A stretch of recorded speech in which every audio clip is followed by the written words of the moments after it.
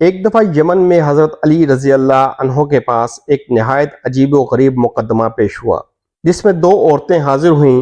ان کے پاس ایک نومولود لڑکا اور لڑکی تھی، جبکہ دونوں عورتوں میں یہ جھگڑا یہ تھا کہ ان میں سے ایک نے کہا کہ یہ لڑکا میرا ہے اور دوسری عورت نے کہا کہ یہ لڑکا میرا ہے۔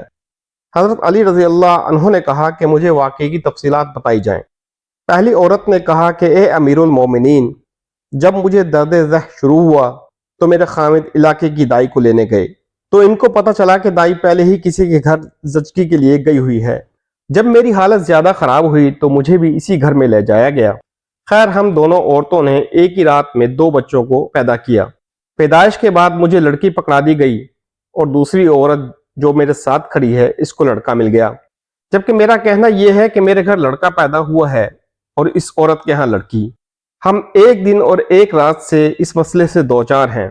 ہمارے پاس اس کا گواہ بھی نہیں ہے اور نہ ہی دائی کچھ کہہ رہی ہے۔ حضرت علی رضی اللہ عنہ نے دائی کو بلایا اور اس بارے میں اس سے تفصیلات جاننا چاہیم۔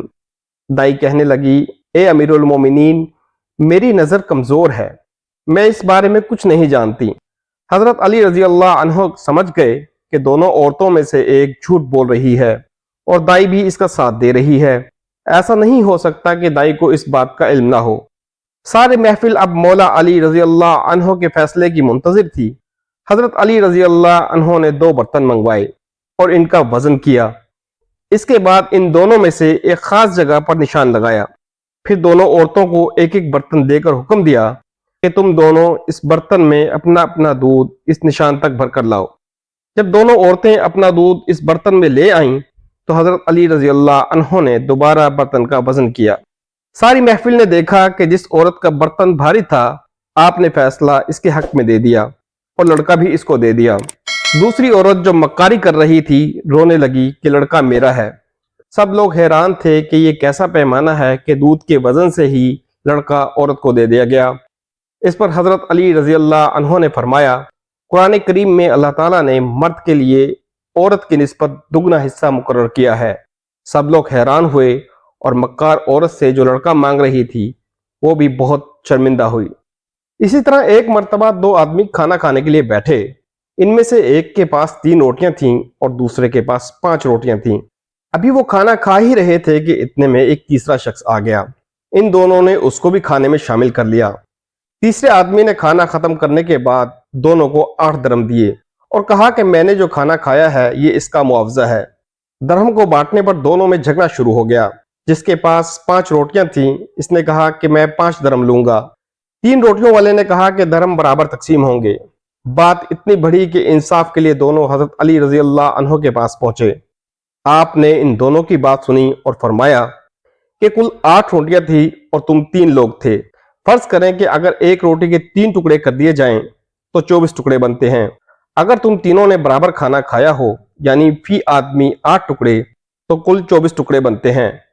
آپ نے 3 ٹکڑوں والوں سے فرمایا کہ تیری 3 روٹیوں میں سے ایک ٹکڑا مسافر نے کھایا، لہٰذا 1 درہم تیرا بنتا ہے، اور تیرے دوست کی 5 روٹیوں کے 15 ٹکڑوں میں سے 7 اس مسافر نے کھائے تو 7 درہم اس کے بنتے ہیں۔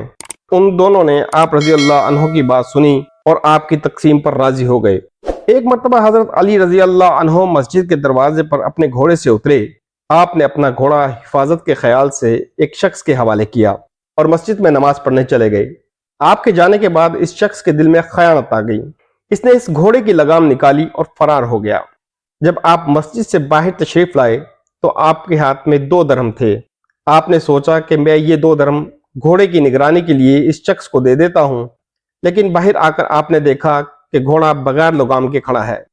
آپ گھوڑے پر سوار ہو کر گھر آ گئے اور غلام کو 2 درہم دے کر بازار سے دوسری لگام خریدنے کے لیے کہا۔ غلام بازار گیا، اس نے وہی لگام دیکھی اور پوچھنے پر معلوم ہوا کہ یہ ایک شخص ابھی لگام بیچ کر گیا ہے۔ واپس آ کر غلام نے یہ بات حضرت علی رضی اللہ عنہ کو بتائی تو آپ نے فرمایا، بعض اوقات بندہ خود پر صبر نہ کرنے اور عجلت سے کام لینے سے حلال رزق کو خود پر حرام کر لیتا ہے، حالانکہ جو کچھ رب العزت نے اس کی قسمت میں لکھا ہوا ہے اس سے زیادہ اس کو نہیں ملتا۔ اگر ویڈیو اچھی لگی ہو تو کمنٹس میں ہمیں بتائیں اور اس ویڈیو کو زیادہ سے زیادہ شیئر کریں۔ اللہ تعالیٰ آپ کا حامی و ناصر ہو۔